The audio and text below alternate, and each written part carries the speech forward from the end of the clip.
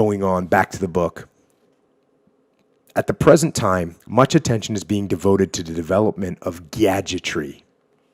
So he goes, and this is still General Griffith that's talking.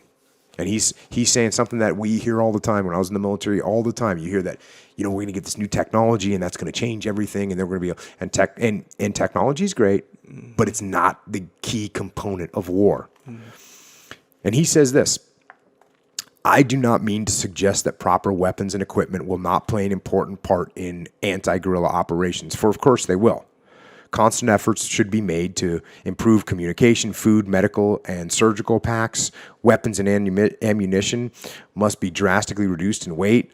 There seems to be no technical reason why a sturdy, light, accurate automatic rifle weighing a maximum of 4 to 5 pounds cannot be developed. And the search for new and effective weapons must continue. But we must realize that flamethrower-like guns and bullets are only a very small part of the answer to a challenging and complex problem. The tactics of guerrillas must be used against the guerrillas themselves. Again, this is exactly what Hackworth gave up his career in the army over.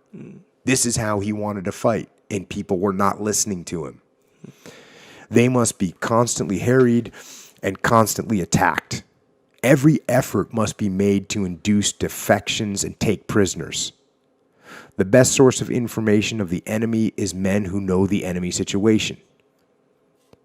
Imaginative, intelligent, and bold leadership. Now, again, this is General Griffith talking about what it takes to beat a guerrilla. Imaginative, intelligent, and bold leadership is absolutely essential.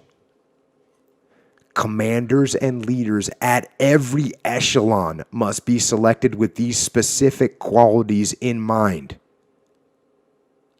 People don't think that. This is the Marine Corps. This is a Marine Corps general. His number one characteristic is imagination. That's his number one characteristic.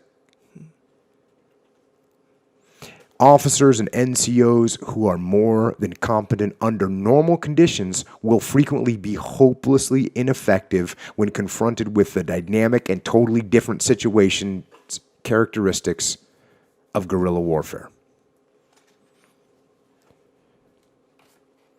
Who would have thought that the Marine Corps general says that the most important, he's not talking about bravery. He's not talking about anything physical. He's talking about imagination and intelligence and leadership. That's what wins.